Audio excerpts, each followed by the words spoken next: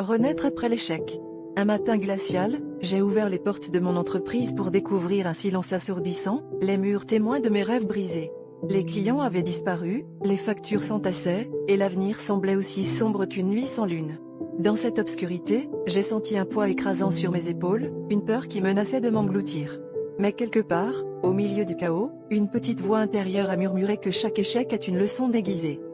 Plutôt que de me laisser submerger par le désespoir, j'ai commencé à analyser chaque erreur avec une curiosité nouvelle, comme un détective face à un mystère complexe.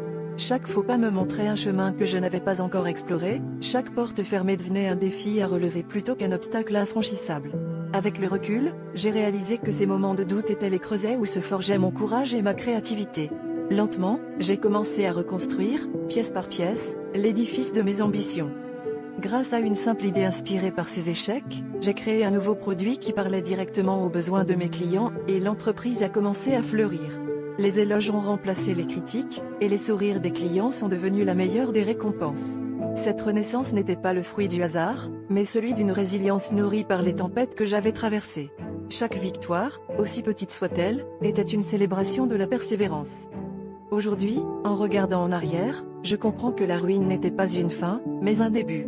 Les échecs m'ont appris à me réinventer et à aller au-delà de mes propres limites. Ils ont été les meilleurs professeurs de courage et d'innovation, m'enseignant que la vraie force réside dans la capacité à se relever et à transformer l'adversité en opportunité. Alors, si vous vous trouvez un jour face à votre propre ruine, sachez qu'elle pourrait bien être le tremplin vers votre plus grand succès.